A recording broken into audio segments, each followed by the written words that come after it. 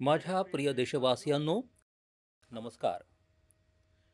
उद्यापासून शक्तीच्या उपासनेचं पर्व नवरात्रीचा आरंभ होत आहे. तुम्हा सर्वांना खूप खूप शुभेच्छा. नवरात्रीच्या पहिल्या दिवसापासून देश आत्मनिर्भर भारत अभियानासाठी आणखी एक महत्त्वपूर्ण आणि मोठं पाऊल उचलत आहे. उद्या म्हणजे नवरात्रीच्या पहिल्या दिवशी 22 सप्टेंबरला सूर्योदयाच्या साथीनच नेक्स्ट जनरेशन GST सुधारणा लागू होतील. एका प्रकारे उद्यापासून देशात GST बचत उत्सव सुरू होत आहे. या GST बचत उत्सवात तुमची बचत वाढेल आणि तुम्ही आपल्या आवडीच्या वस्तू आणखी सहजतेनं खरेदी करू शकाल. आपल्या देशातील गरीब, मध्यमवर्गीय लोक, नवमध्यम वर्ग, तरुण, शेतकरी, महिला, दुकानदार, व्यापारी, उद्योजक या सर्वांनाच या बचत उत्सवाचा खूप फायदा होईल. म्हणजे सणासुदीच्या या काळात सर्वांचंच तोंड गोड होईल. देशातल्या प्रत्येक कुटुंबाचा आनंद वाढेल. मी देशातल्या कोट्यवधी कुटुंबांचं नेक्स्ट जनरेशन GST सुधारणा आणि या बचत उत्सवासाठी खूप खूप अभिनंदन करतो, शुभेच्छा देतो.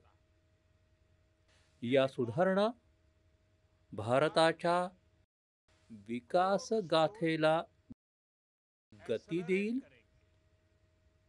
व्यवसाय अधिक सुलभ बनवेल, गुंतवणुकीला अधिक आकर्षक बनवेल आणि प्रत्येक राज्याला विकासाच्या घोडदौडीत बरोबरीचा साथीदार बनवेल. मित्रांनो, जेव्हा वर्ष 2017 मध्ये भारतानं GST सुधारणांच्या दिशेनं पाऊल टाकलं होतं, तेव्हा एक जुना इतिहास बदलण्याची आणि एक नवा इतिहास रचण्याची एक सुरुवात झाली होती.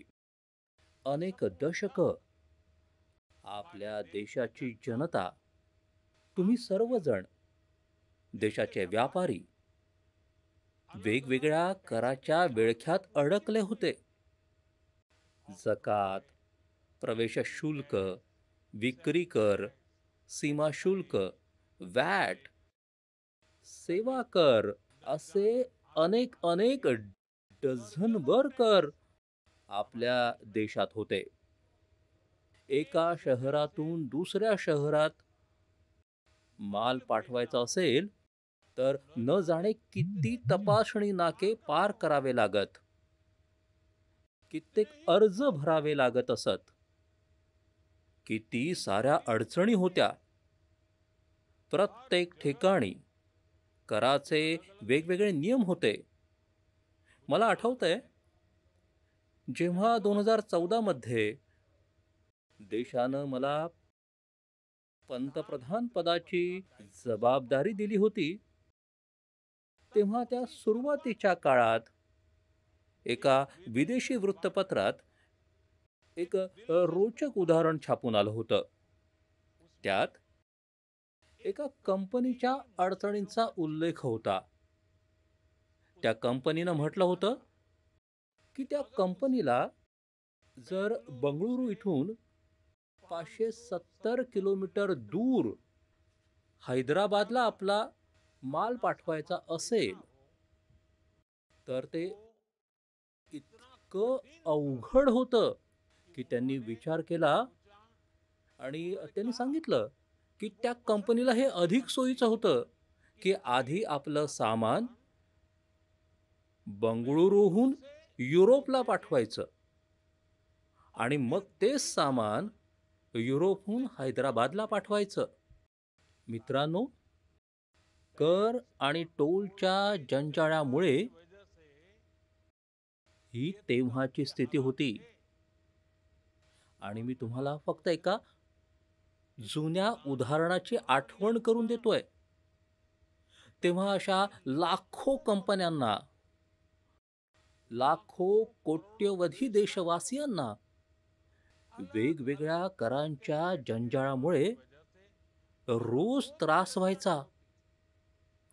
सामान एका शहरातून दुसऱ्या शहरात पोहोचवण्याच्या मध्ये जो खर्च वाढायचा तोही गरिबाला सोसावा लागायचा. तुमच्या सारख्या ग्राहकांकडून वसूल केला जायचा. मित्रांनो, देशाला या स्थितीतून बाहेर काढणं खूप गरजेचं होतं. म्हणून जेव्हा तुम्ही आम्हाला 2014 मध्ये संधी दिली तेव्हा आम्ही जनहितात, देशहितात जीएसटीला आपली प्राथमिकता बनवली. आम्ही प्रत्येक हितधारकाशी चर्चा केली. आम्ही प्रत्येक राज्याच्या प्रत्येक शंकेचं निरसन केलं. प्रत्येक प्रश्नाचं उत्तर शोधलं. सर्व राज्यांना, सर्वांना सोबत घेऊन स्वतंत्र भारताची इतकी मोठी कर सुधारणा शक्य होऊ शकली. हा केंद्र आणि राज्यांच्या प्रयत्नांचाच परिणाम होता की देश डझनभर करांच्या जंजाळातून मुक्त होऊ शकला आणि संपूर्ण देशासाठी समान व्यवस्था निर्माण झाली. एक राष्ट्र, एक कर हे स्वप्न साकार झालं. मित्रांनो, सुधारणा ही एक निरंतर चालणारी प्रक्रिया असते. जेव्हा काळ बदलतो, देशाची गरज बदलते, तेव्हा नेक्स्ट जनरेशन सुधारणा ही तितक्याच आवश्यक असतात. यासाठी देशाच्या वर्तमान गरजा आणि भविष्याची स्वप्न पाहता जीएसटीच्या या नव्या सुधारणा लागू होत आहेत. नव्या स्वरूपात प्रामुख्यानं आता फक्त 5% आणि 18%च कर स्लॅब राहणार आहेत. याचा अर्थ दैनंदिन वापराच्या वस्तू आणि स्वस्त होतील. खाण्यापिण्याचं सामान, औषधं, साबण, ब्रश, पेस्ट, आरोग्य आणि जीवन विमा असे अनेक सामान, अनेक सेवा एकतर करमुक्त होतील किंवा केवळ 5% कर द्यावा लागेल. ज्या सामानांवर आधी 12% कर लागायचा त्यातून 99% म्हणजे जवळपास 100%च्या आसपास 99% वस्तू आता 5%च्या कक्षेत आल्या आहेत. मित्रांनो, गेल्या 11 वर्षात देशातल्या 25 कोटी लोकांनी गरिबीला हरवलं आहे, गरिबीला पराभूत केलं आहे आणि दारिद्र्यातून बाहेर येत 25 कोटींचा एक खूप मोठा समूह नवमध्यम वर्गाच्या रूपात आज देशात खूप मोठी भूमिका वठवत आहे. या नवमध्यम वर्गाच्या स्वतःच्या आकांक्षा आहेत, त्यांची स्वतःची स्वप्न आहेत. यावर्षी सरकारनं 12 लाख रुपयांपर्यंतचा प्राप्तिकर करमुक्त करून एक भेट दिली आहे. आणि हे स्वाभाविकच आहे. जेव्हा 12 लाखापर्यंतचा प्राप्तिकराचा दिलासा मिळतो, तेव्हा मध्यम वर्गाच्या जीवनात कितीतरी मोठा बदल घडून येतो. कितीतरी सुलभता, सोय होते. आणि आता गरिबांची वेळ आली आहे. नवमध्यम वर्गाला, आता गरिबांना, नवमध्यम वर्गाला, मध्यम वर्गाला एक प्रकारे दुहेरी भेट मिळत आहे. जीएसटी कमी झाल्यानं आता देशातल्या नागरिकांकरिता आपली स्वप्न पूर्ण करणं आणखी सोपं होईल. घर घेणं, टीव्ही, फ्रीज खरेदी करणं असो, स्कूटर, बाईक, कार खरेदी करणं असो, आता या सर्वांवरचा खर्च कमी होईल. तुमच्यासाठी सहल फिरणंही स्वस्त होईल. कारण बहुतांश हॉटेल्सच्या खोल्यांवरील जीएसटी ही कमी केला आहे. मित्रांनो, मला याचाही आनंद आहे की दुकानदार बंधू भगिनींनी जीएसटी सुधारणांबाबत ते उत्साहित आहेत. जीएसटी सुधारणांमध्ये झालेली मोठी कर कपात ग्राहकांपर्यंत पोहोचवण्यासाठी ते प्रयत्न करतायत.